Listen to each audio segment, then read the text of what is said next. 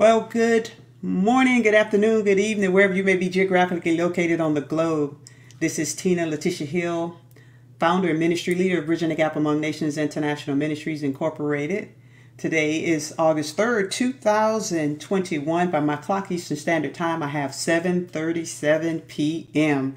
I want to invite you right where you may be standing, sitting, or lying to take a moment to look on your screen, your electronic device, your mobile device, or whatever it is that you use to connect tonight, and go ahead and find that share tab so that someone else can enjoy tonight's session. It is the first Tuesday of the month, and every first Tuesday of the month, Bridging the Gap Among Nations International Ministries Incorporated is dedicated to bringing timely messages as it relates to mental health and wellness. And so just a few months back, we introduced our ministry partners, supporters, and friends, our viewers, a session on stress and its holistic deadly impact. Well, tonight we are back again for part two. We have two of our very own, Haiti Fuentes and Michael Gonzalez, who are my fellow brothers and sisters in Christ, ministry partners and supporters,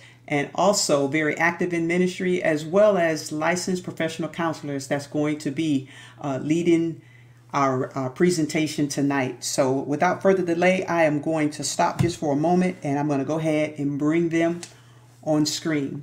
So if you would just confirm for me that the sound is okay. Before we had a few technical difficulties. And so if you're watching tonight, if you could just in the chat box, just send a shout out, say hello, let me know that you're able to hear okay. I greatly appreciate that. And in the interim, I'm going to stop and I'm going to bring Mike and Haiti on screen.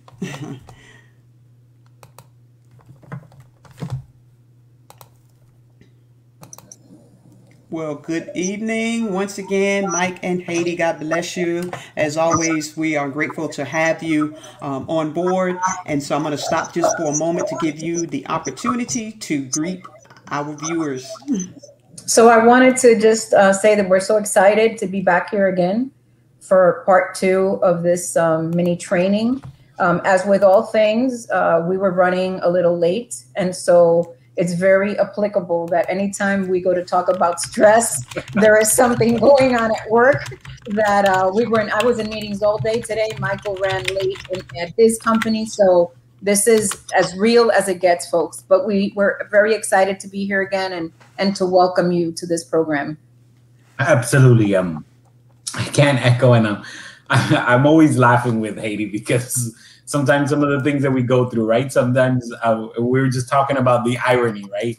Mm-hmm. We're presenting on stress, and we're going through some stressful situations that happen, day-to-day things. But I think this is a relevant discussion. I think it's a relevant topic for us to have, because who doesn't go through stress, right? Like, stress is something that I think all of us go through on a day-to-day basis. And obviously there's varying degrees of stress, and there's different reasons why stress invade our life. But one of the things I love about Bridging the Gap Among Nations Ministry is just the fact that the topics that are discussed from month to month are relevant. I mean, there's things, sometimes you hear programs or you hear people talking about things and you're like, okay, that sounds really nice and really sophisticated, but what does it have to do with my life?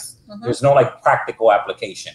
And so I think that I appreciate and thank you, Letitia, for having us. Once again, for me, it's always an honor and a blessing to just be able to just share and impart what little bit of knowledge by God's mercy and grace I have been able to attain, we have been able to have through our years of experience and our education and our practical work experience with different clients and so forth.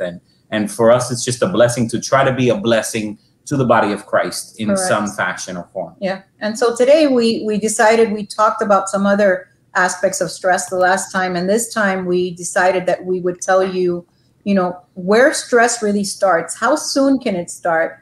How does it affect the different developmental stages in our life? Does it affect children, teens, college students, adults, the elderly? We're also going to be talking about one group of people who seem to have a real handle on stress. And we'll discuss that a little bit later, but it's very interesting. And then we're going to talk about some really applicable things that you can do to help you if you find yourself in a stressful situation. So as we get started, we're going to see that the first slide will be that we know now from studies and research that stress actually can start in the womb. And before Michael takes over the slide, I wanted to give some information that I found last night, which I thought was very, very interesting. And that's that the Association for Psychological Science has actually now said that fetuses prepare for life based on the messages that they're sent from their mothers throughout the 9 months of pregnancy. So you can imagine that if you have a mom that has a very stressful life, or maybe she's going to end up being a single mom, or maybe she's in poverty, and her cortisol levels are high, they're not in sync, then imagine that her depressed state is going to lead to this child having psychological and psychiatric disorders later. There's a real big correlation now with, they're saying that autism now can start in the womb. So how interesting is that even before a child is born, the actual mother that carries him or her can actually affect them for the rest of their lives, Michael. Absolutely. So when we're talking about stress in the womb, and as Hailey just stated, right? So there's different. One of the things, and I think the main purposes of what we want to present is that everybody is affected by stress. It doesn't matter what developmental stage you're in. Stress can actually affect each and every person.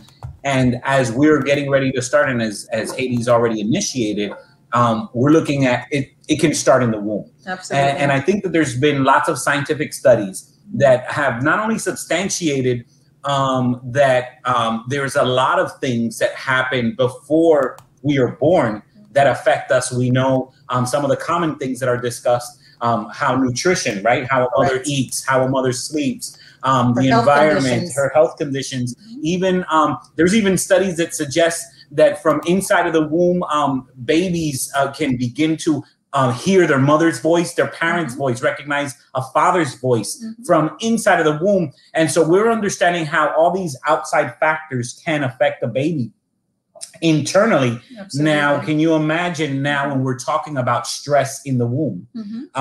If we know that those outer circumstances or situations can affect the development of a child, can you imagine what stress actually does? When a mother is under a specific level of stress, we can find that this affects a baby in many different ways.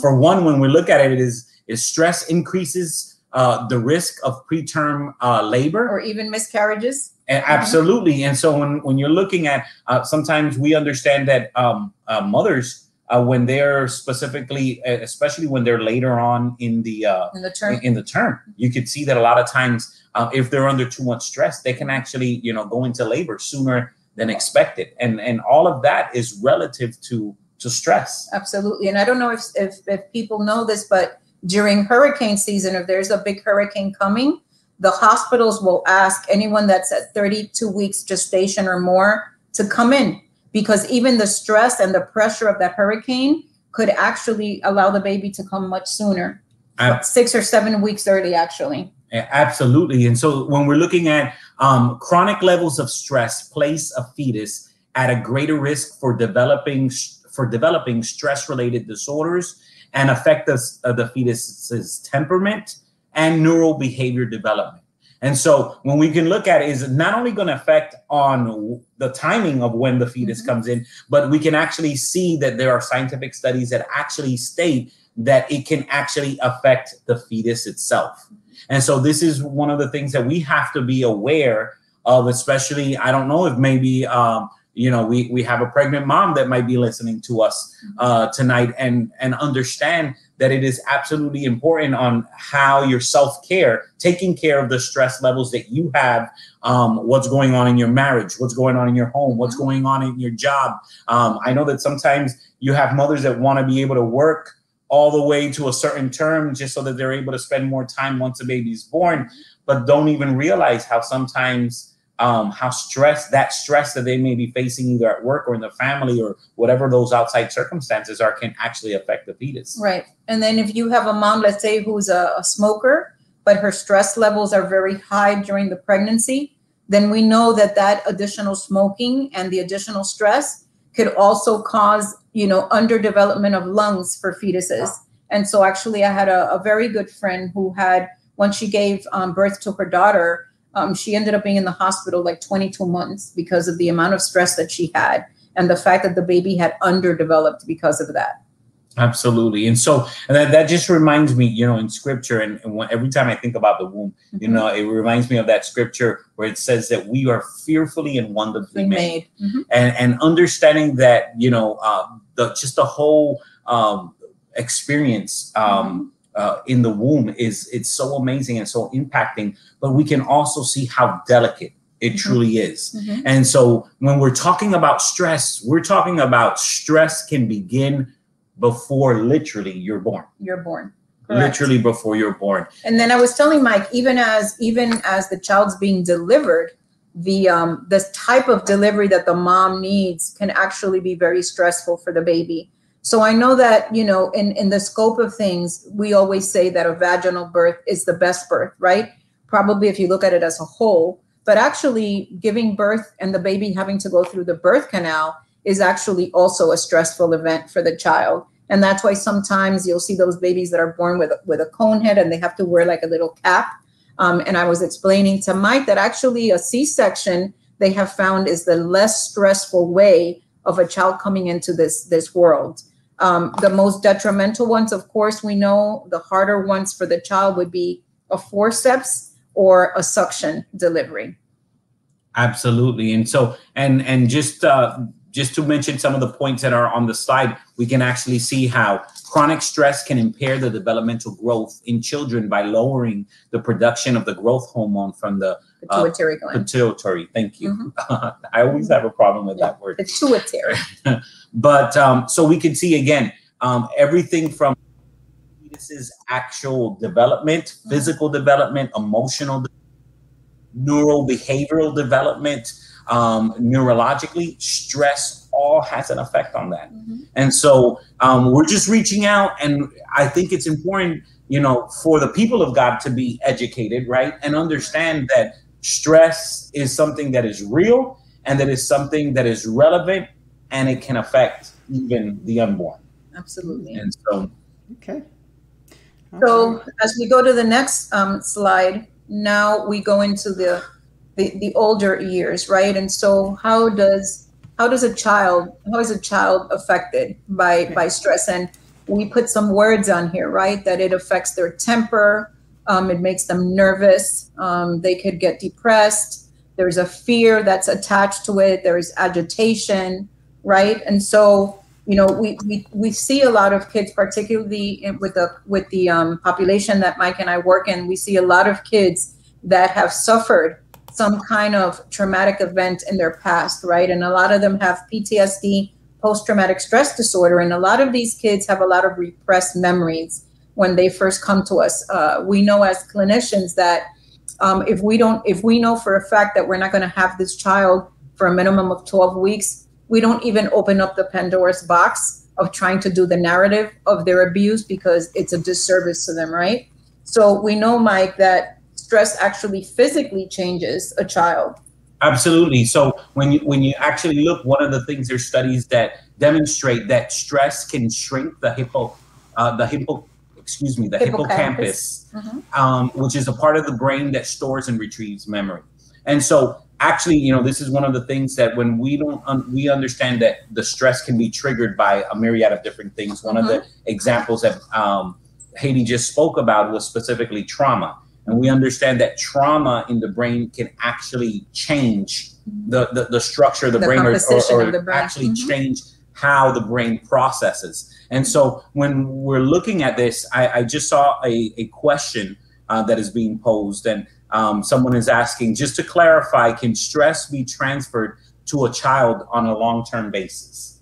Yes, I believe that it can, particularly if let's say that it's being transferred due to their environment, And if somehow you don't change that environment, or that person, let's say it's the mother that's fully stressed, and that mother doesn't get help, then absolutely that can definitely affect that child, because their thinking process is not compact yet.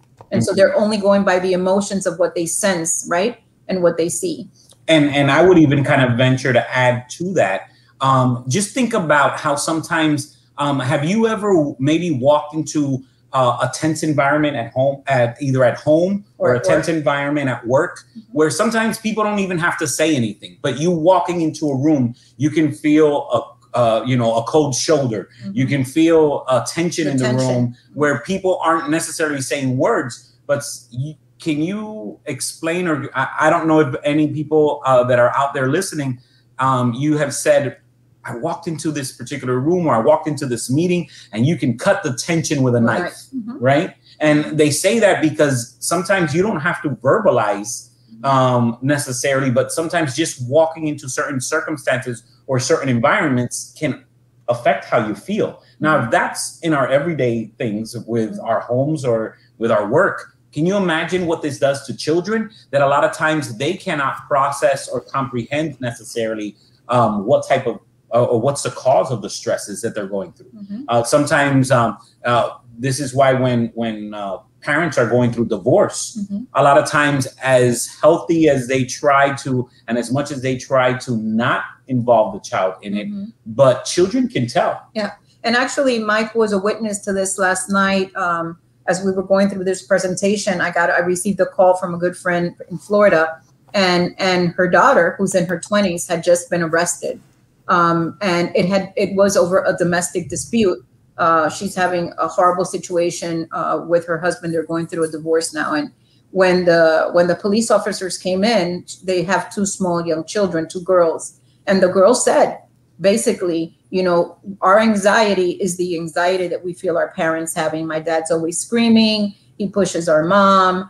And so sometimes we think that even little ones can't tell this, or they can't feel this, right? They can't sense that there's danger, that something is wrong, but they can. Even the younger one, which I think is 4 years old, was able to verbalize and express that. Exactly. And so this is just, again, bringing awareness that, again, stress affects everyone. And sometimes even the people, you don't have to necessarily verbalize the stress to be able to feel it. Which is why, going back to when we were talking about in utero, when you were talking about a fetus obviously isn't developmentally developed to be able to understand what's going on. All they can know is that there is a heightened awareness. The higher cortisol levels, those stress hormones that the body reflexes that they're feeling inside absolutely the womb. Sometimes when you look at the rapid heartbeat that the mother may be experiencing, dependent on whatever circumstance she may be going through, and so forth. So those are some of those common things that, again, are not necessarily verbal. And as we just shared, some of it, of course, there's more research to be done. But as more and more we're gathering more research, we can realize that, as we stated before, neurologically, that can affect the child. Developmentally, it can affect the child. I mean, there's many different ways.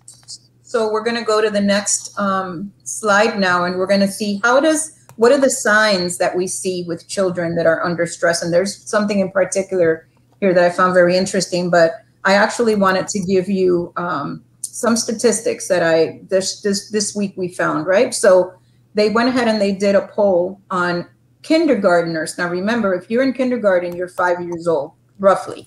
Kindergartens through 12th graders, 75% of all of these kids expressed often or always being stressed. They didn't say sometimes, they said often or always being stressed. When asked what stressed them the most, which is really so sad now in this day and age, but they said basically trying to balance schoolwork and social media, because they need to know that they need to be accepted by their peers, and that they're savvy on a computer, and that they could use an iPad and all of that kind of things. It's interesting, if anybody wants to take a shot at this, what was the second item that they said caused them the most stress? Think about it. If these are preteens and teens, what does someone out there think was the second cause of high stress for them? The first one was the balancing of the schoolwork and social media. And sadly, the second one was looking good among their peers. Mm-hmm. Being able to have the items that they see on TV, being able to wear the Nikes, making sure that they have, you know, the latest jewelry and the nicest haircut. And what does that say about what our kids are seeing on TV, right? The amount of pressure that we're placing on them to look a certain way, right? To weigh a certain weight, right? As if that's really what determines what they are. Absolutely. And we So does that mean so does that tie into basically their image, their self-image? Or yes. Is that what stresses them? What stresses them is making sure that they can compete with the image that they're presenting among their peers. Mm-hmm. Yeah. Okay. And just to add on some of the things that also, you know, stress the children, right? So we talk about pain, injury, illness, and other changes are stressor for children. But some of the stressors can include, as Haiti stated, schoolwork or grades, juggling responsibilities such as schoolwork and sports, problems with friends, bullying or peer group pressures. Mm-hmm. I can tell you, I actually got a phone call from a former client this past week, specifically because of bullying. Mm-hmm. And it was actually stressing her child so much so to the point where she decided she needed to change her from schools. Mm-hmm. Because she was genuinely concerned about the amount of bullying and the amount of pressure that she was her child was facing. Her child's only 12 years old. Mm-hmm. And already facing this level of stress in school because trying to fit in and not meeting the peers' expectations and so forth. And so what are the manifestations that we see in some of these children? So according to Psych Central, they say that children can manifest stress by having severe headaches, by having chest pains. They have stomach aches, anxiety, and fatigue. You know, I remember that when I arrived from Cuba, I didn't know the language. I was 4 years old. And I remember that my parents would take me to school. Obviously, my parents didn't know what stress was at that point, but I was at a very, very strict private school, and my parents would take me, and I would get the worst stomach ache right as I was getting to the school, and I would always throw up when I got to the stairs of the school. And it wasn't, I wasn't doing that on purpose. I ended up being an excellent student. It's just something that was happening. My stress level was so high because I didn't feel that I could compete with the other kids in class because I couldn't even understand what the teacher was saying. I didn't know how to raise my hand and say, I need to go to the restroom. And in hindsight, although my memory is not as great as it was years ago, I still vividly remember that as a first grader. I remember how tough those days were for me. Now, I went to a website, which I really recommend parents to go to. It's called peacefulparent.com. And I had never heard this before, but this is so interesting, where they say an aggressive child is a stressed child. It's not an evil child. It's not a mean child. It's not a disobedient child. It's a stressed child. And so I think we need, as parents, we need to pay more attention to that. Yeah, sometimes we realize, or we focus so much on the behavior, we don't understand what might be triggering that behavior. And so again, we're talking about we're talking about stress, and we're bringing up some examples. Mm-hmm. And I have a couple examples that might go also with our next sign of a child under stress, but these are a couple of more. Changing schools, moving, or dealing with housing problems or homelessness, mm-hmm. which is something, a reality, especially now. We have a lot of that here.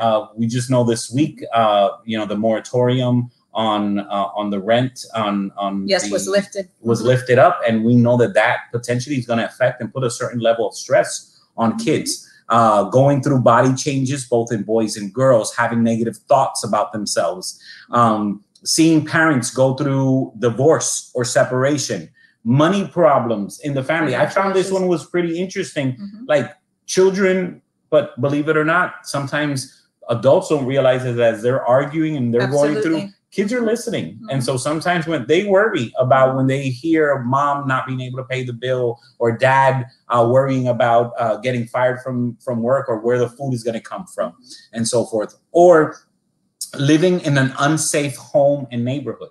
And this is particularly for a lot of people that are low income. We know that, a lot of in our culture, in the African-American culture and in the Hispanic culture, we understand, they come from, they're not very wealthy, and a lot of times are low income, and they live in low income neighborhoods. And a lot of times I've actually dealt with kids that literally, I was in a neighborhood one time and speaking with some kids that had an average of 60 gunshots per night. That's what they were used to hearing on a regular basis. That in itself brings a certain level of stress, which brings to one of the signs is stresses raises certain hormone levels that make children too alert to enjoy a peaceful night.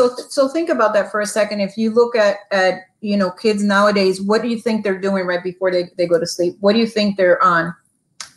What are they using when they go right to sleep? Oh, they're using their video games. Absolutely. So now that's the first thing. They're using, all kinds of apparatuses. They're on their cell phones. They're on their laptops. YouTube, social media. All of that will hinder you having a restful sleep. And now they're saying, well, stress also raises these hormone levels in these kids that make them too alert to enjoy a peaceful night. And so we know that sleep deprivation is one of those things that contributes the most to stress. So for these kids, this is almost like a vicious cycle. Absolutely. Between their technology and between the stressful events that they're going through. Obviously, they're not being able to rest, right? And that's why the next morning you'll see them at school. Some of them are falling asleep. They're inattentive. And a lot of kids are getting misdiagnosed with having ADD or ADHD. And it has nothing to do with that. It has everything to do with the previous night.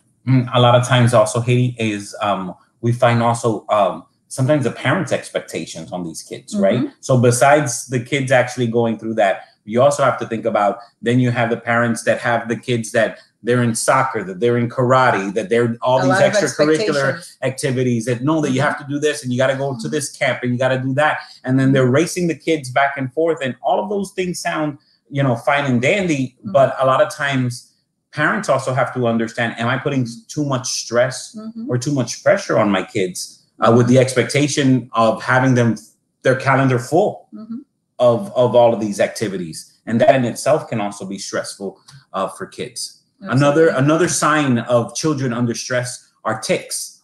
It says many children will experience what is known as transient tic disorder during childhood, which can involve seemingly uncontrolled blinking, or other unusual physical patterns. Thank you. And they may also make noises that are incomprehensible. So sometimes we don't even realize that. I've heard parents, or I've actually experienced some parents that they thought that their child was just joking around and that was just doing it for attention-seeking behaviors, not realizing that it was an actual tic. It was actually that they were going through. And so these are some of the things that we have to be aware because, again, stress affects everyone differently, and it can look and it can manifest differently in different people. Now, Guide to Research is a company that does polls and surveys. And actually in October of 2020, which I keep saying, some of the statistics that we have now are from the beginning of 2020. When we get done in 3 or 4 years and we see what this pandemic has done, the statistics are going to be way worse. They're going to be off the roof, right? So Guide to Research did this research, and 9 out of 10 students now in college reported having been affected negatively by the COVID outbreak. The way that they translated this, they say that this translates to over 1.5 billion learners in 165 countries. So think about that, Mike. Think about what that number sounds like, and the people that they polled, and they're saying that these students continuously have issues with being stressed about academics. I remember when I started UM in 1976, I remember in the hall that was next to my hall, a 17-year-old girl, she jumped from the roof and killed herself, all because she hadn't gotten straight A's on her report card. And she felt like she was losing face. Her parents were both doctors.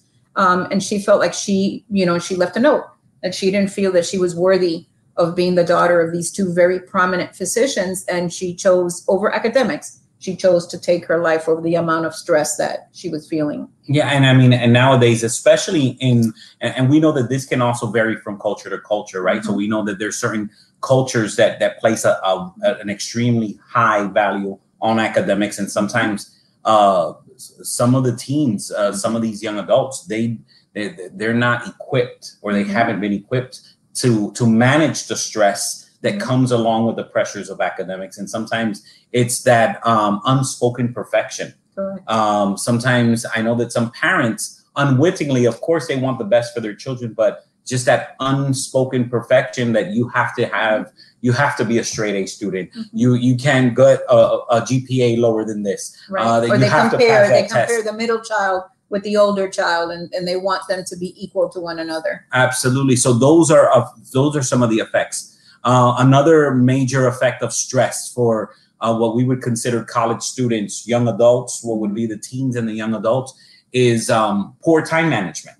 Right. So this is one of the things that a lot of times, remember, they're transitioning, their brain is not fully developed. Correct. So we understand that the frontal cortex of young adults and teens haven't been completely fully developed. And so they're still learning a lot of skills. They're learning life skills. They're learning about their body. They're learning, and they're trying to meet all of these demands. And sometimes they don't know how to function and juggle, and juggle all of these responsibilities, especially when you have to work. Correct. And you have to go to school, and you have to get up for the test. And we see on there that 70% of college students now, because tuitions are so high, are having to actually work a paid job, a 40-hour job, and then also go to school. And, that's pretty tough. I know I did that in graduate school. That was hard. Absolutely. I did it as well, right? And so one of the things is then not only do I have to manage my time,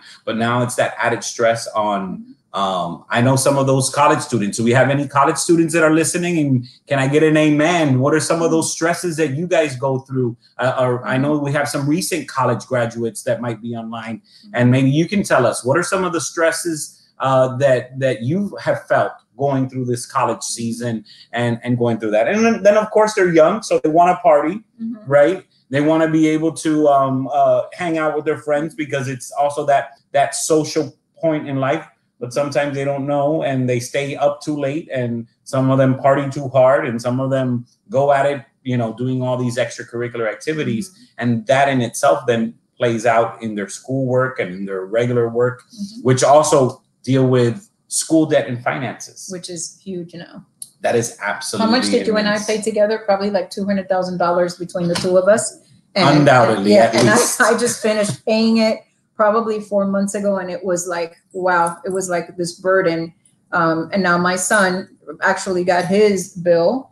And I don't know if you want to give them the drum roll. Right.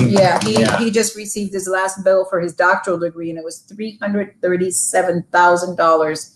So if you don't think that he's stressed by that, being a new husband and a new dad, absolutely, there is a reason to be stressed. So can you imagine, the level of stress that in itself produces, knowing that I'm responsible for this massive loan amount that I took to try to get ahead in life and to try to have a better life.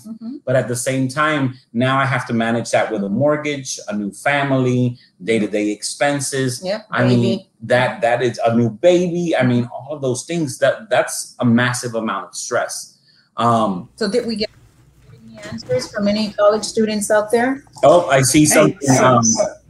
Yeah, so we do have a question that came in. Let me put it up on the screen here. So it says, given that traditional college students are between the ages of 18 to 24, would you say that older, more developed, non-traditional college students handle the stress better?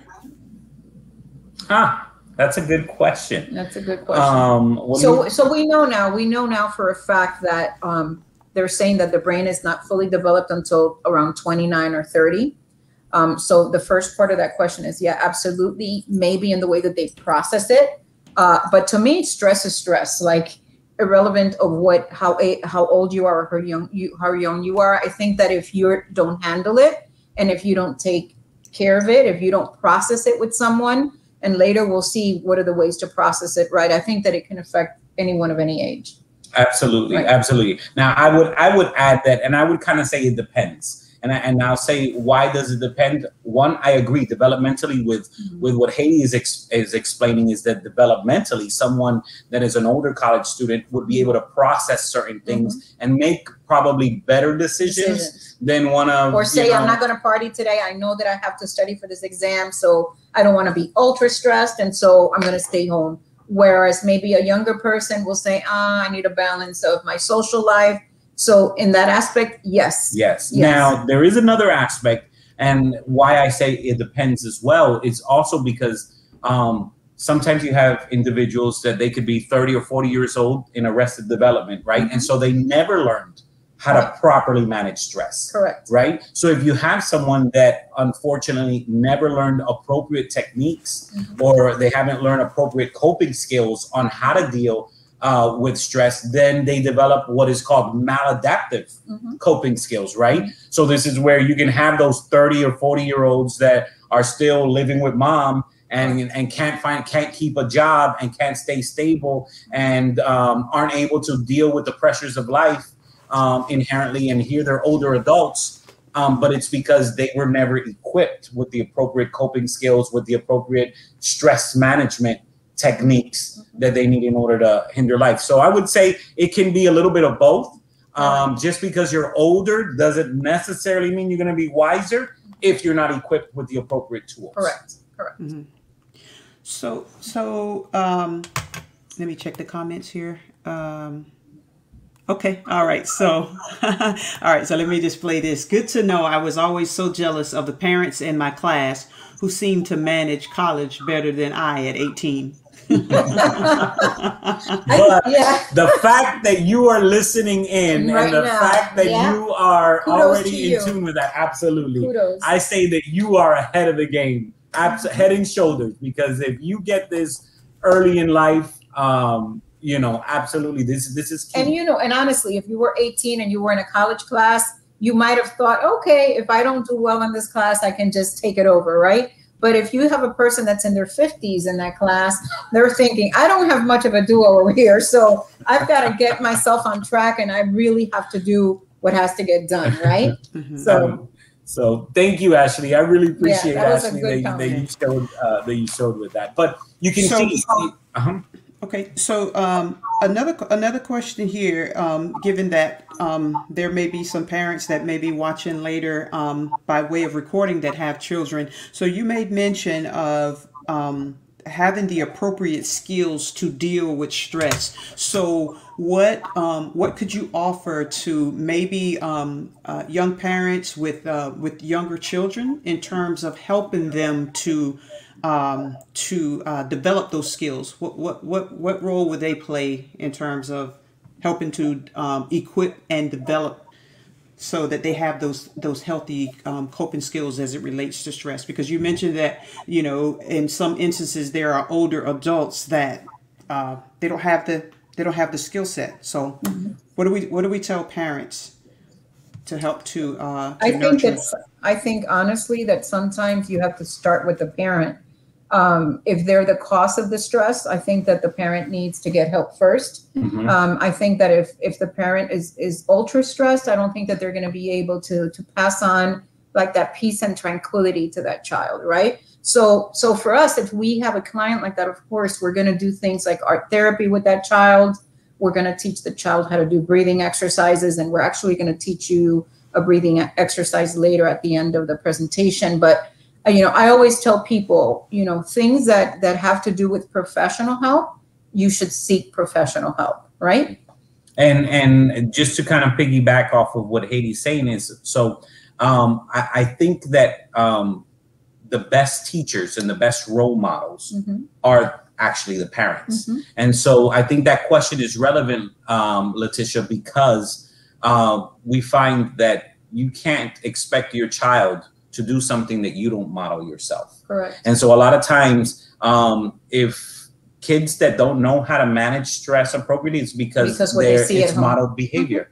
And so when just we like look conflict at that, resolution, a child that doesn't have conflict resolution skills is because there's no conflict resolution at home. Exactly. And so that is something that you have to be intentional with. And it isn't just something that kids will learn innately.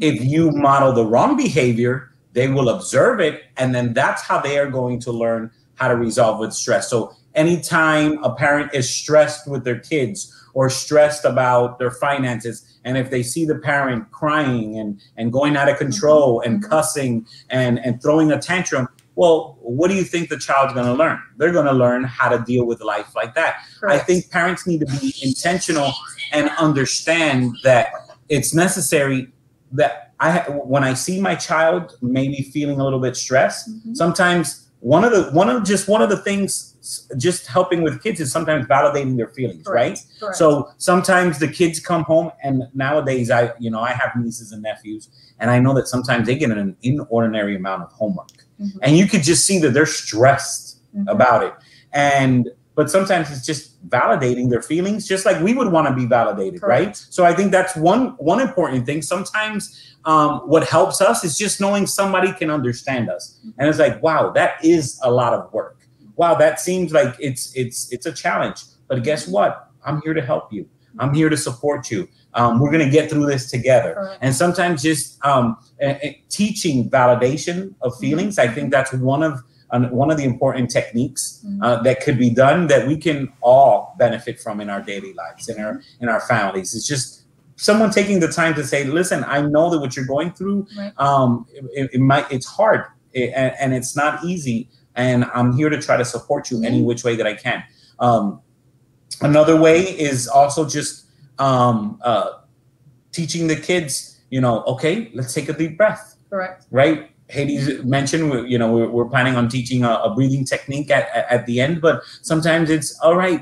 Let's take a deep breath. I know that this might seem a little bit hard. I know, but listen, you can do it. Yeah, you're not alone. Other people go through this. Other children go through this. When my son was growing up, I would always tell him, Danny, mommy is just a little girl that grew up, just so that he could have a sense that I've been there. I've done that. I've been where he was at. Because when our children see us, they see us as this big, superhero person. And that's really not what some of us are, right? So I think that the fact that you validate them and you show them that, they're not alone in this plight, and that things will get better. But like I said, if there is something that is so detrimental in your family that you need to seek help, then you need to seek help, whether it's talking to your pastor, whether it's talking to a school counselor, whether it's seeking, a private therapist, you need to do that. Absolutely. And then the only other thing that I would probably add is also, I think, words of affirmation. Absolutely. Right. So it's affirming. So not only are you validating feelings, but you're also affirming, like, you can do it. It's not an easy thing, but I know that you can do it. You said that now, and now we're going to want to do something on the 5 love languages for this, right? To actually discuss the different love languages that parents can use. But absolutely. So there are different techniques. There's different modeled behaviors. There's different skills that you can practice. I don't think sometimes some parents shelter their kids in bubbles and try to keep them away from stress while they're living in the roof. And then the minute they go off to college, the kid doesn't know what to do because they were never learned to deal with stress. They were never learned how to manage your money, how to manage your bills, how to manage when you have all these credit card bills. I heard this horrendous story about a college student that went off to college, never learned how to manage finances, ended up getting in this immense amount of credit card debt and was so overwhelmed and so stressed about it, they actually took their own life because of it. So these are life skills that I think that parents need to be intentional in teaching the kids and saying, listen, in life, it's not going to be easy. You're not always going to have money. Maybe you need to work a little bit harder for that and understand what it is that just because you ask for that expensive video game, it's not just going to magically appear. That comes from somewhere. And sometimes instilling some of these things is going to help teach them what real life is about. So real life is not sheltering them from the hardships of life. Correct. It's letting them experience the stress, but at the same time being there as a support in the midst of it and teaching them, okay, when this happens, this is how you're going to. How we can resolve it. So in other words, you need stress in order to learn how to deal with stress. Correct. Absolutely. Absolutely. I would put it that way. Right. You need to understand sin in order to understand grace. Okay. All right. Another thing too is I think sometimes some people fail to realize that maybe like with siblings, sometimes kids, they fight, they argue, they have disagreements. And sometimes it's not always necessary to intervene to make them stop, because it teaches them how to deal with conflict, as you've mentioned. But I think sometimes there are some people that are of the mindset, stop arguing, you have to get along. And it's like, well, how do you learn how to do that? Correct. You're totally 100%. Absolutely. And so when we're looking at this, another aspect, and just to finalize this point on the slide is, and I think this is not only for college students, but I think this is just straight across the board, right? Poor eating habits, right? So I would say this one's like straight across the board, right? Sometimes when we're going through difficulties in life, we overeat or we undereat. Exactly. Or we eat the wrong things, right? So this is one of the things. That's me. I have to raise my hand for that one. I'm guilty with that too, right? So sometimes we stress eat. Yeah, we do. You become an emotional eater. Yeah. And then so that then produces either overweight, or sometimes we don't eat enough, or we eat the wrong stuff. And those are the things that make us sick. And so those poor eating habits, it can show up. Sometimes we don't eat on time. We hear this term nowadays, being hangry, right? Getting so hungry that you get angry about it, right? And so poor eating habits can show up in outbursts, inactivity, memory lapses, social anxiety, just a whole myriad of emotions that can be associated. And it's all associated with poor eating habits. And it's the stress that our body goes through because we're not appropriately feeding it. Absolutely. And so this is important, not just for college students. We put it here because we know that a lot of times they have the so-called freshman 15, when they go off to college and eat all of these poor things. They're eating pizza and sandwiches and Oriental soup, whatever they can get on just to get to class. But a lot of times that is also a major contribution factor on stress. Absolutely. So as we go to the next slide, we're going to see some statistics in different parts of the world, which, some of them are very sad as you look at them. I remember when I worked in a high school for about 11 years, and I remember that junior year, everyone would apply to their colleges of choice. But by senior year, those letters were coming in, right, as to which kids were being accepted and which kids were not being accepted. And we could see in the counseling department, we could see a lot of like kids that were purging, some kids that were starting to have eating disorders, kids that weren't coming to school. And so they did a study, and in 2018, there were 4% more applicants to the US colleges compared to 2017, but only 65% were accepted. So imagine the amount of stress that can bring, right? A young person who's about to embark, on their career, and that now all of a sudden, because they didn't play their cards right, they weren't as diligent as they needed to be with their schoolwork. Now they don't get accepted into a college. Yeah, and sometimes they just get their heart set right, on going to a particular school college, because that's the alma mater, or my mom or my dad ended up going there, or that's just the school I've always wanted to go to, and they don't make it. And that in itself creates a certain high level of stress.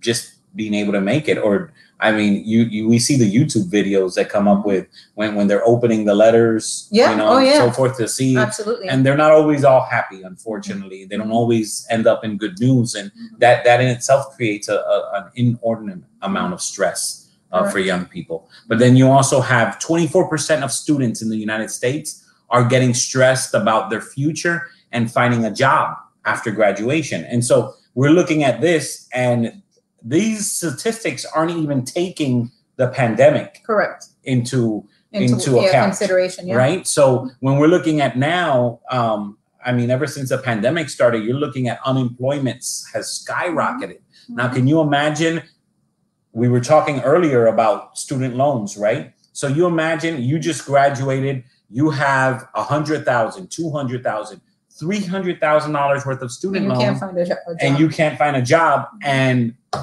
they're knocking at the door for your first school loan payment. Yeah, and where is that going to come from? Let alone where to live, my daily expenses, just daily life. That is a lot of pressure, especially for young adults. We also find studies project that 1 in 5 previously... This is from the United Kingdom. From the United Kingdom. Previously stress-free university students will be diagnosed as clinically anxious by mid-course.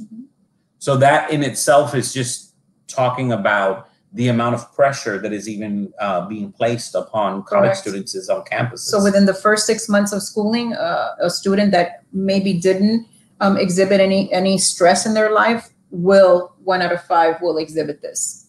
And this is the one that I was saying that was so sad. And we know that in the Asian culture, it's very typical for parents to be very hard, right? I remember that I had one of my best friends in school was Chinese, and there was no way that she could come home with anything other than 100. Like if it was a 99.9, they would ask her to go back and check what the 0.1 was, right? Why she didn't get the 100. But there are around 500 Japanese students below the age of 30 that kill themselves every year.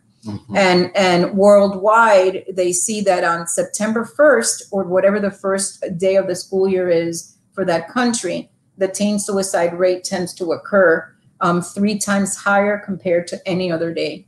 So that shows you how serious this is. Absolutely. I mean, and this, I think it's just I mean, obviously we're quoting statistics from around the world, but you know, I'm sure a lot of these are not too far from just here in the States. Maybe I know we have some college students that are online. We have some young adults that are online, but sometimes this could be your neighborhood kid. This could be your next door neighbor. I mean, we're hearing just crazy statistics about how young people are feeling so much stress, you know, with the academics, with the schools, with their peer relationships, just day-to-day things. And I mean, there's overwhelming suicide statistics among young people not being able to handle stress appropriately. And I want to speak to the heart of parents that are out there. And I don't mean any disrespect by what I'm about to say, but please do not force your child to live out a dream that you didn't accomplish or that you weren't able to accomplish. So what I mean by that is, let's say that you wanted to be an MD and you weren't able to do it. Maybe you were a single parent and you just didn't have the money to do it, or you were in poverty or didn't have the means, and now you're forcing one of your children to become a medical doctor. But what if that person wants to be an artist? Or what if they want to be a therapist? What if they want to be an accountant and that's really their dream? And I've seen that many, many times, even in the high school that I worked at, parents that wanted to have played football and then had an injury, they would force their kid to play football, but the kid wanted to play the trombone, you know, in the band. So, you know, out of the most respectful way that I can say it is that we really need to allow our children to thrive in the giftedness that the Lord provided for them, not in whatever we feel that we were not able to accomplish. Yeah, sometimes we place that undue stress or that unnecessary stress. I met someone one time that actually ended up similar situation, ended up becoming an attorney, actually passed the bar, and was miserable because they probably hated that. They were absolutely miserable about it. And no, I had to do it because that's what the family wanted. That's the pressure. That's the stress that they were placed on, all to end up doing something completely different. So all that money, all that time was practically wasted because they ended up going in a completely different direction. And so, yeah, it's a real thing.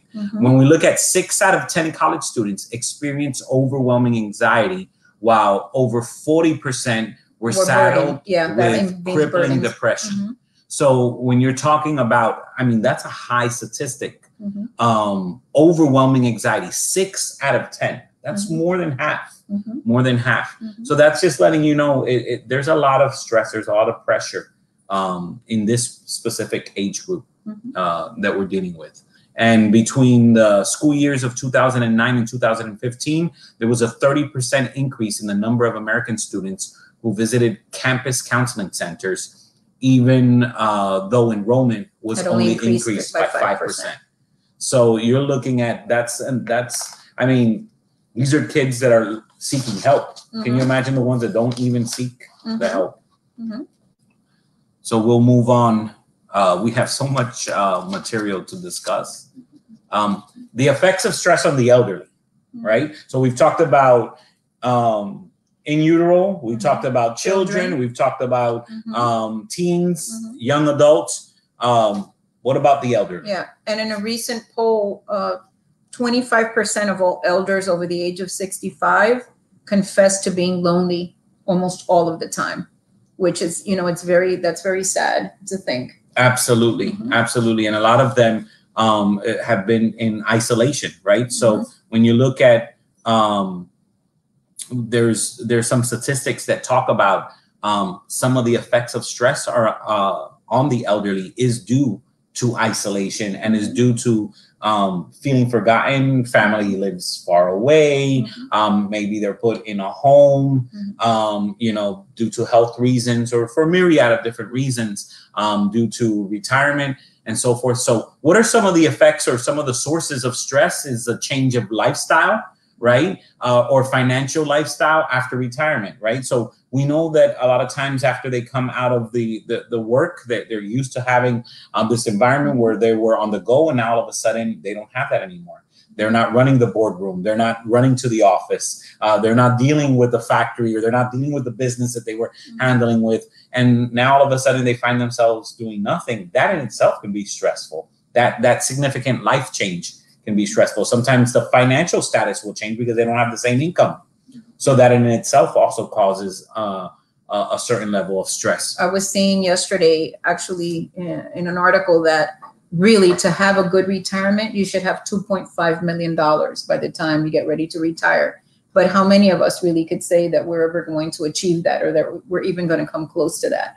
And so a lot of the elderly, I know that I've been touched by being at a store and seeing, an elderly person buy like cat food because they don't have money, and having to stretch out my hand to that person to assist them. So it is something that is detrimental for our elderly population. And interestingly, when we get to that population that I mentioned earlier, that I think really has stressed down, what they do differently than what we do here is that they never allow parents, when they get elderly, to live alone. They are always welcomed into the homes of their children, and their children provide for them. And that's just across the board for everybody in this island that we're going to talk about later. Absolutely. Dr. Ward, I know Dr. Ward basically said, very sad, more of the elderly are isolated since the pandemic. Absolutely, and Dr. Ward. That is absolutely true. I remember actually I was reading, there was an article that I read last year, and it was especially heart-wrenching for me because I also had the opportunity to work on the front lines. And I was dealing with a lot of patients that had come from the nursing homes. But one particular article touched me because there was an elderly person that had been isolated from their family because the family wasn't able to visit while they're in isolation in the nursing home. And basically they yelled out to a nurse stating, "I just want to die." And when the nurse, went up and asked, like, what's wrong? What's the matter? And they said, with me not being able to touch someone, to feel a hug. She just said, the lady stated, "I just want to feel a hug." They stated, the nurse in the article stated that she reached out with all of her PPE and wrapped her arms around that patient. And this elderly woman just wept in her arms because she just longed to feel a hug or a touch. And that in itself, this pandemic has caused so much stress on that, so much heartache, so much hurt because of it. So absolutely, there is it's just a lot of hurt because of that.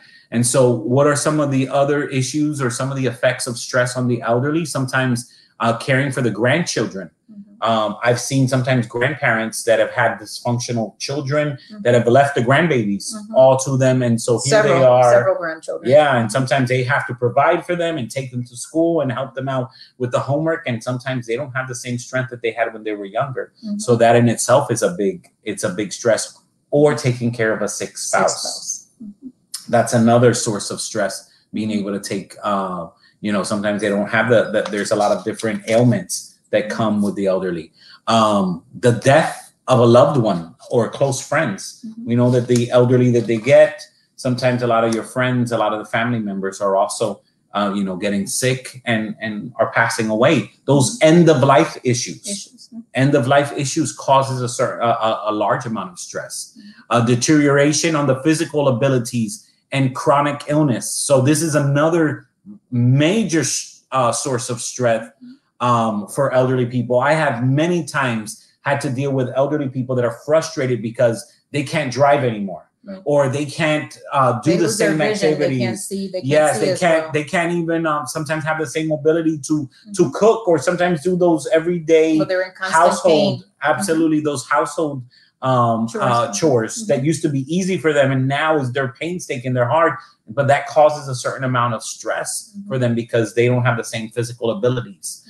They're worried about not being able to live independently. I know I've dealt with clients and individuals that are worried they don't want to end up in a nursing home. They're afraid of that's the next problem, getting worried about being an institution and being left there. Absolutely. And well, what does stress look like for some of these elderly? Well, it's right there on the slide, right? So sometimes it's insomnia, nightmares, loss of appetite, palpitations, frequent urination, muscle pain, tiredness. That's in the physical. Those are some of the physical manifestations of stress in the elderly. Some of the psychological manifestations are anxiety, fear, frustration, depression, restlessness, poor concentration, and forgetfulness. Yes. I see that First Lady Glassby, she says 2.5 million. I'm stressed just hearing about that. Can you repeat that comment about the 2.5 million? When you were talking about retirement? We've got 2.5 million is what they're saying that we're supposed to have in the bank to have a peaceful retirement. Can you hear that? Yeah. 2.5 million. I think I'm starting a GoFundMe right away, right after this. Please. You still have time. I'm running out of time, so. $2.5 million. It's not going to happen for that. I mean, just hearing that is absolutely stressful. So as we go to the next slide, and we're going to talk about a study that they had in Sweden. So now, if you thought those numbers were bad, that has to do with money. Look at how sad these numbers are now with people that will develop Alzheimer's in the next few years. So right now in the United States, we have 6 million people right now that are suffering from Alzheimer's. Alzheimer's has gone up 50% in the last 15 years. We know that stress actually worsens Alzheimer's due to the impaired immune response, which is key for this disease, right? Now, listen to this. One single stressful event can age a person's brain by 1.5 years. And if you happen to be African American, or if you happen to be Hispanic, that one stressful event, because it's probably greater, can actually age your brain by 4 years, one event. Now, the CDC and others that have done some research on this are speculating, and they're saying that by the year 2030, we will have 82 million people that have Alzheimer's. And by the year 2050, we will have 152 million people with Alzheimer's. Right now, I said 6 million in the US, and we have 50 million worldwide. Wow. So when you look at these type of, and when this specific study came out, again, this study was not even taking into consideration the pandemic. Right? And that's why I say when we get those numbers, these things are going to be off the chart. I mean, that's just talking about what the pandemic has done for stress amongst people. When you think about it, it just blows your mind as to I mean, whether it's job, financially, family losses, domestic violence, the actual disease itself, the hospitalization. Don't even think about the hospitalization bills. Just even the controversy that's happened politically about wearing masks, not wearing masks. I mean, all of that are significant factors that are related to stress. Right. And so we know that we have different types of dementia and Alzheimer's. So you have early onset, you have late onset, and you have familial, right? And so between 2013 and 2017, early onset grew by 131%, right? These are individuals that will be diagnosed in their 40s or 50s. These are not individuals that carry a gene that are genetically predisposed to this. Familial, which is the one that is genetically predisposed, actually is only less than 1% of the population. And those individuals can be diagnosed at age 30, right? Which is pretty young.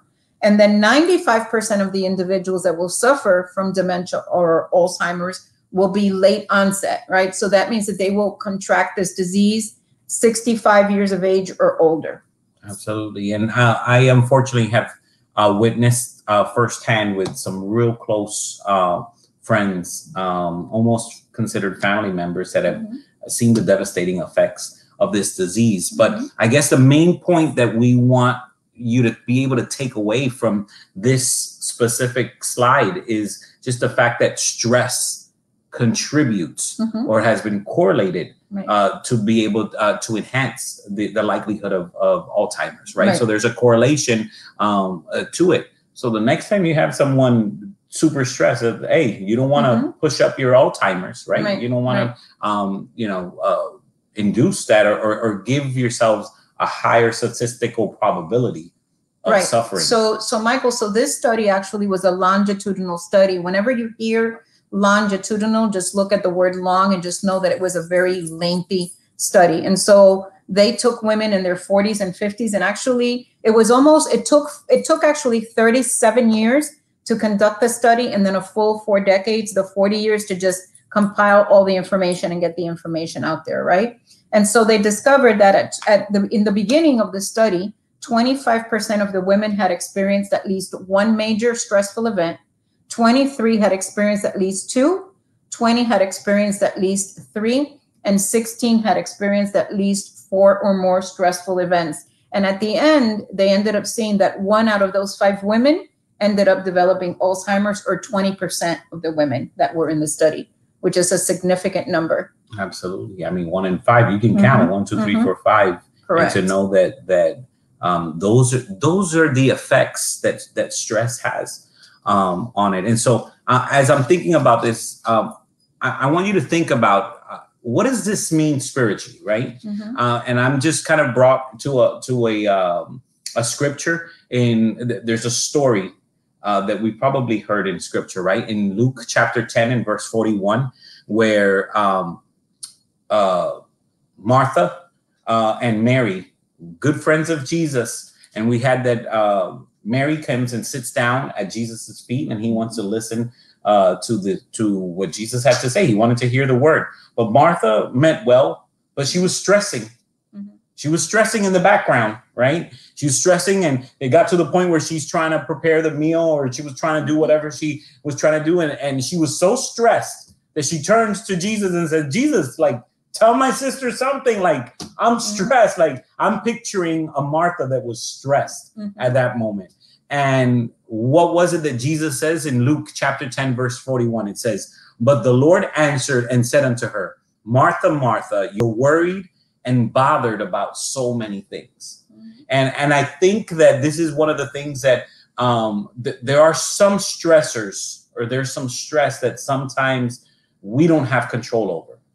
But there are stressors that sometimes stresses that we have control over. Or that we impose upon ourselves. Absolutely. And so I believe that Jesus was making Martha aware, saying, listen, you're worrying about something that is not important right now. You're stressing yourself about something that is not important. And so I think this is just a good moment to pause. And as you're considering some of the stresses in your life, as you're considering some of those stressful events or some of those stresses that keep you up at night or has been weighing heavy on your heart, you have to ask yourself, is this something that is within my control? Is it something that I'm able to do it? And we're looking and we're giving you hard facts about how this can affect you in so many different ways, you know, spiritually, physically, emotionally, relationally. I mean, all of these effects. And so I think when Jesus was saying that, you know, he says, you know, Martha, Martha, you're worried and bothered about so many things. And it's so interesting that he actually said both of those items, worried, which could be stress, and then you're letting it bother you, you know, right? So you're not even dealing with whatever it is that's going on with you. Exactly. So we ask you, what are some of the things that you're worried about? What are some of the things that bother you? Is it something that is absolutely necessary for you to do it? And maybe we're able to take this example in scripture and take light of what Jesus was telling Martha. And maybe you have to say, maybe I'm giving this little situation in my life too much stress, too much attention, too much burden in my life. And maybe we need to get it out. Amen. Absolutely. So I'm going to give you some statistics as we go to the next slide. And obviously, this is a topic that we never want to talk about, right? But what is the correlation, the historical correlation between stress and a higher risk for suicide? So in February of this year, CDC put out a report that they had done on a survey that they did in 2019. And back then, they were saying that suicide is the 10th leading cause of death. There are 47,511 Americans that die a year. There are 138 million suicide attempts a year. And Michael and I could tell you that that's always a precursor to someone trying it again. In many, many cases, when a person attempts suicide and they don't fulfill what they want to do, you know, we look back at history and we see that it's individuals that have tried to kill themselves before. Right? Interestingly, white males have the highest percentage of suicide, and they actually attest to 69.38% of all suicides that happen in a year. Most suicides are completed by using a firearm in 15.39% of the cases. And sadly, when you take these numbers statistically and you put them out daily, we have at least 139 people a day that actually kill themselves. Now, as I was trying to go back to see what would be the correlation as to why the highest percentage of individuals that kill themselves are white males, I started doing some research, and we see that for the Black community and the Hispanic community, we most of the time have extended family members. So, you know, when we get together, we have the biggest gatherings, we have the, you know, bigger dinners. And so I think that part of it is that in the white community, in some white communities, that doesn't exist, right? They just have their nuclear family, and that's how they live. But for us, I think we have a better support system. So that's only a speculation, but it's been white males now for many, many years. Yeah, and I mean, and when you just look at it, I mean, these numbers are horrific, and I think this is also a wake up call for the church. You know, I mean, when you realize that these people, you know, are hurt. Yeah, these people are going through stress, and they're going through this pain. They don't feel that they can manage their stress. They're not able to manage it appropriately. And we look at it, I think this is a wake up call for the church. I mean, 139 people a day. That's a significant amount of people. I mean, and we look at all of these different factors, right? So when we look at life stressors, it can't be marriage, the credible fear due to family violence or being a victim of child abuse, abuse of drugs and or alcohol to mask the pain and attempt to stop the madness, continued stress that can lead to unattended mental illness. And all of these, they contribute to a sense of hopelessness. And so that just tells you that we are living in, I mean, and again, I can't emphasize it enough that these statistics are not inclusive of the pandemic, and they're not inclusive of COVID. We want to be able to touch a little bit on those COVID statistics and some of the stressors that are specifically related to the pandemic. But these are just regular before pandemic type of statistics. And you know, as I think back, and you'll notice that when I speak, I like to share a lot of my own experiences, because I think that sometimes people will remember that better than what else you said, right? And so I don't know that I mentioned it the last time, but I had a niece that actually killed herself 1.5 years ago. She found the largest bridge in Florida, and she jumped off that bridge, right?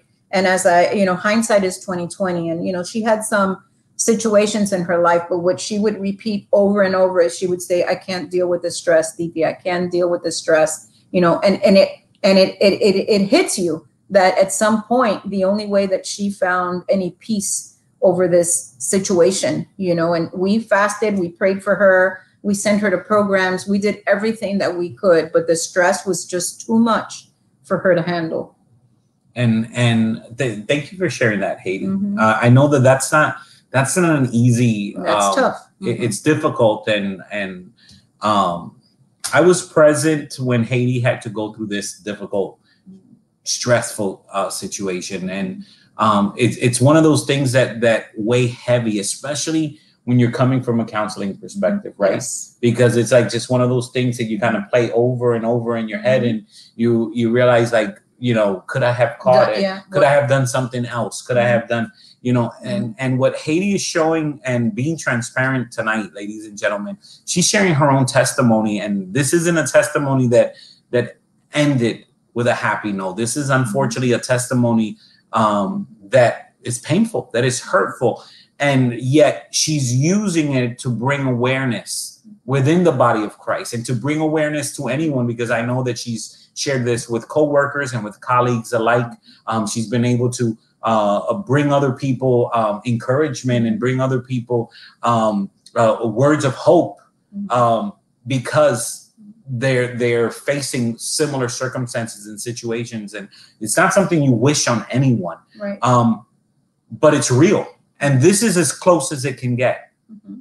And I wanted to share 2 numbers. I would like everybody to write them down, only because I know that with teenagers, it's hard for them sometimes to speak to a person or to a family member about suicidal thoughts. And so I'm going to give you 2 different things. The first one will be a number that is, it's on 24 hours a day that someone can call if they feel that they're having this burden. And that's 800-273-8255. 800-273-8255. And then another one that I think is very important for pastors and individuals to be able to share with your teenage body is an actual text area that they can text. Sometimes, this is what they're good at. They're good at texting. Sometimes they don't want to speak to a person. They can actually text the word talk, TALK, to the number 741-741. And someone will be there to respond to that text if at that moment they're feeling that they're having suicidal ideation. Yeah, and I have to say, and I have to shout out to my church and my pastor. A few Sundays ago, they actually started a series on depression, and they've been preaching on depression. And one of the things that the pastor actually had the congregation, and I challenge any ministers that are listening out there, any of the pastors or leadership in the church. My pastor actually had everyone pull out their cell phone in the middle of the sermon. He says, I want everyone to pull out and he actually gave the National Suicide Hotline. And he says, this is an important number to have because you never know who you may be ministering to in the street. And maybe they may need to hear this number. Maybe they need to call someone. And as a church, we're going to pray. And as a church, we're going to encourage. And as a church, we're going to love and we're going to uplift. But we're also going to be able to be ready and prepared to have those resources at hand. So thank you for sharing that number. And I challenge pastors, ministers, next time you're standing in front of your congregation, maybe share this number so that your neighbors, so that your congregants can also have these numbers, because I can guarantee you statistically, somebody that is listening to this broadcast, someone that is listening to this is probably dealing or has someone or knows someone or will know someone in the future that is currently dealing with a situation like this. Yeah. And we're not immune. Just because we're in the body of Christ, we're not immune to these situations. Absolutely. Absolutely. And so,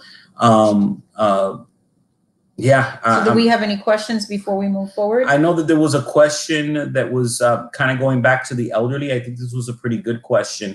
It says, for the elderly who are not as tech savvy, are there any easy access mental health services / resources that they can access to help reduce stress? I do know, I know that this is one of the challenges that a lot of times. I think this is where the church has to get involved. The church has to get involved and see what the need of their congregants are. And, you know, it's interesting because sometimes in churches, we have a lot of activities for, you know, youth. We have youth service. But do we have anything that caters to the elderly? Right? Because they have different needs. You know, do we have something that says, hey, if you need an oil change, we'll do that for you. If you're, you know, if you're retired, if you're over 65 and you need that kind of help.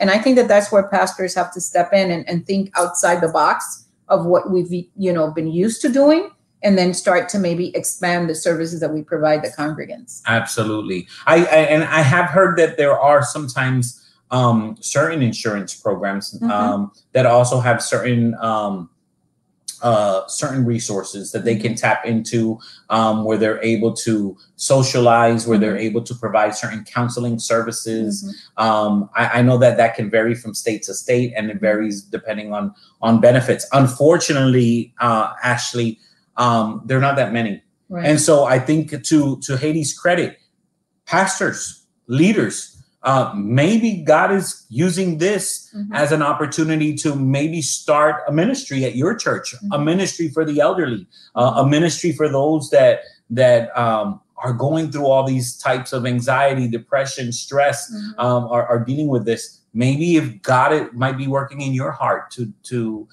something, to start a small group at your church, even if it's just to talk, you know, once a month, visit someone, bring them a meal. Absolutely. You know? Absolutely. And so, yeah, I think that covers that covers some of the questions. Keep them coming. We want to be able to try to be as interactive as possible. We know that there's a lot of information that we're sharing with you, but at the end of the day, we want to make it relevant, right? Absolutely. And as long as we can continue psychoeducating, and that we can continue to bring awareness within the body of Christ, within the church, and within ourselves, you know, I think these are relevant. So we appreciate your questions. We appreciate your comments. And thank you for engaging with us. Absolutely. So we continue on. Oops. So have you ever asked yourself this question? Can too much stress actually lead to death? And so we know how I shared with you last time that I came very close to that, right? When I had my attack and I had the broken heart syndrome, right? And so now we see that according to APA, the American Psychological Association, chronic stress is now linked to the 6th leading causes of death, right? So in heart attacks, right, we see people that start over smoking or are not eating healthy due to the stress that they are experiencing. And so that leads to a bunch of other problems like obesity, hypertension. You can have strokes, right? And definitely that broken heart syndrome, which now is becoming more and more prevalent.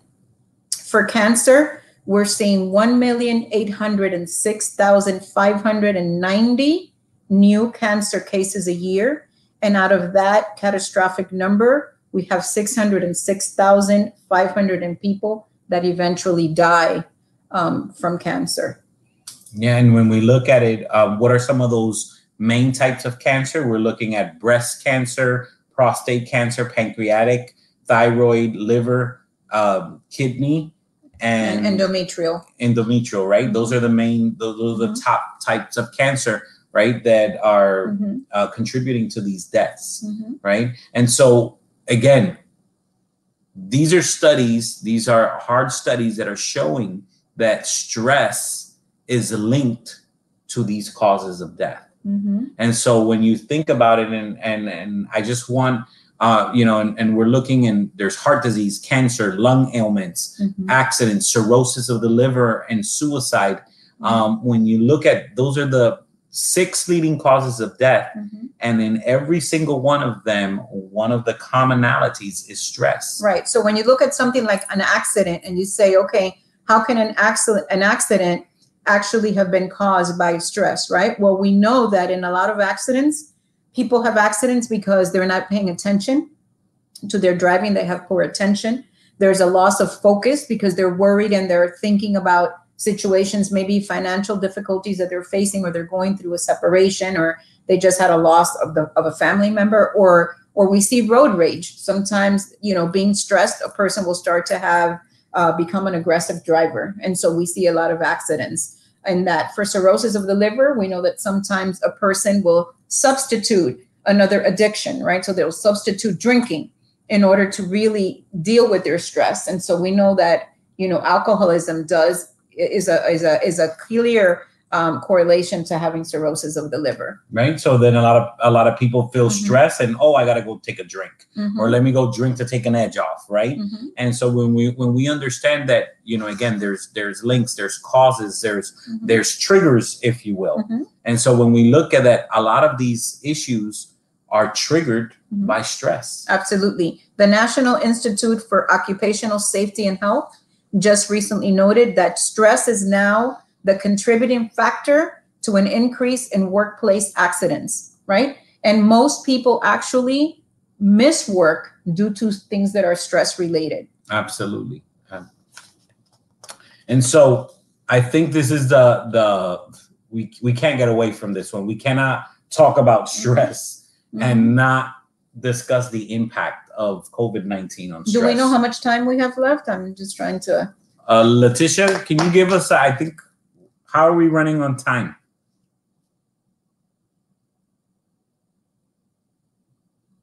I know it's a lot of information and we're sharing a lot of different things. But at any point, if we need to stop, we can stop. And if we have to do a part 3. Part 3, here we come. But nevertheless, good stewards of time. Let's try to get through some of this, but it's absolutely relevant. Letitia, you're there? Yes, I am. Can you hear me? I see you now. Yes. Yes. Okay. Yeah, we are running over, and I see you have a few more slides left. So I'll definitely concur with a part 3. But if you could go ahead and take another 5 minutes, and then we can wrap it up. We so apologize. No. It's good information, and I know you want to take your time. So what we're going to do then is, if you would, we're going to go into a little quick video. We'll finish with the little quick video. And then when we come back to part 3, we'll do the rest. Okay? So great. Go to the slide. It's slide 17, I think. Yeah, we found this video. We thought it was kind of a cute little illustration on stress.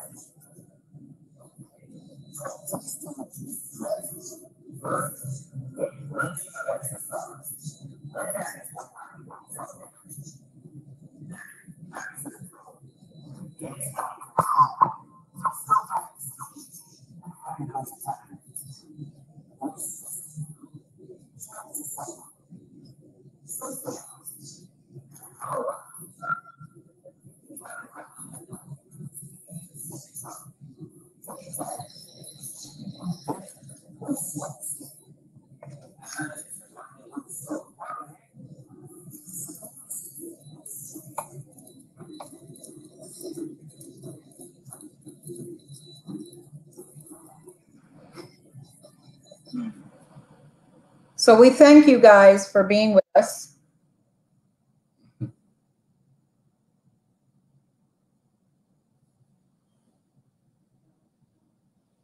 And so there, you were able to see just I thought it was a cute little cartoon that kind of sums up what we've been sharing about and how stress affects us. And so I just want to be able to wrap up with some of the commentary that we're reading. It says, and we appreciate Freedom Worship International. Yes. It says, excuse if my comment is late, but from my experience while serving in the military, stress levels are high constantly. And when I exited the military, I found it hard to adjust because the stress levels I was used to was lower, and I entered into depression because I felt lost. My mind and my body was missing the high stress levels. It was difficult to operate and accept normal. And so, first of all, thank you for your service. Yes. We appreciate your service. Absolutely. But you're absolutely correct. We know that, I mean, that the military in and of itself has a whole source of statistics. I mean, there's so many statistics when it comes to suicide, when it comes to stress, when it comes to depression, when it comes to a lot of the factors that we've discussed. And I mean, that in and of itself is a whole presentation. Just knowing all of the challenges that the military individuals, those people that put their life on the lines for our freedom, do it. But the point that I think we can emphasize is that, believe it or not, sometimes we do get addicted to stress. Absolutely. We're addicted to stress because we're constantly on that go, go, go. But as you guys saw in that video, and we'll be able to share that link and maybe share a little bit more next time. But we weren't designed, the stress initially, God designed it as a way of protecting. Yes, it was supposed to be for a short period of time, right? It was supposed to be to get us out of danger. But now we're facing it in the office, we're facing it with the kids, we're facing it with relationships, we're facing it with academics. And as we shared with you guys, what that impact does on individuals, really, I mean, you can see it. It can impact your emotionally, and it impacts you physically, it physiologically, neurologically. I mean, so many different areas, which is why, as a people of God, we need to be able to have these discussions and become more educated. You know, Scripture says, my people perish because they lack knowledge, right? And so if we're here for nothing else, is to be able to impart that knowledge and that understanding to the people of God. God bless you. God bless you guys. And thank you for being with us, for being patient with us. And no worries, we will be back with part 3. We appreciate it. It may be a part. It may be a part 4. Listen. This is what happens when you get two Hispanics together. You know, we can't just read off a slide. It's not going to happen. And 2 counselors at best. Yeah. You know, we were trained to talk. So we love you guys. Absolutely. You better take it over, Letitia, because we will continue all night. We love you. I don't think the people on the West Coast are complaining. It's just after 6 p.m. for them. It's the folks over here on the East Coast who's like, it's almost 9:30. Correct. But thank you so much. Thank you, Pastor Nico, Pastor Bobby, Pastor Ward, Pastor Glasby, First Lady Glasby, Deaconess Bundy, Deaconess, I can't call all of the names, Evangelist Toby, everyone, I can't call all the names, but we are just so grateful that you took the time to be a part of tonight's convening. A lot of good information. I know they talked a lot in this second part about children. And, you know, sometimes when we come to these platforms, sometimes we may think, oh, okay, it's not relevant to me. But guess what? You know, just like Haiti mentioned, that one child just might be your next door neighbor. You know, it just might be your friend's child. And you've gained the information and the insights, you know, and that coupled with prayer and putting this thing under the headship of God will make all of the difference in the world. So I say thank you so much, Haiti and Michael. We are always honored, we're humbled, and we're blessed to bring you to the forefront, to share your expertise, to share your insights. So I say thank you so much, and I'm looking for part 3. I think it's going to be a part 4 because I'm looking at these slides and I'm like, now you're going to want us to do something on the military, because you know the moment I hear like a question, I'm like, okay, now we got to do the military. We need to hurry up and get this pushed through the board so that we can get these accredited, so that, you know, we can give the certificates and give the people the contact hours that we need. I'm telling you, when I listen to y'all, I feel like I'm in the classroom sometimes. So thank you once again. We'll definitely get you put on the calendar for part 3 and part 4. And we are very excited. Okay, Pastor Glasby, Dr. Glasby says great information. And Letitia, if you wouldn't mind telling the pastors to please pray for our colleague, you know, as he is really on his deathbed right now in the hospital. If they would just, his name is Anibal, if they would keep him in prayer.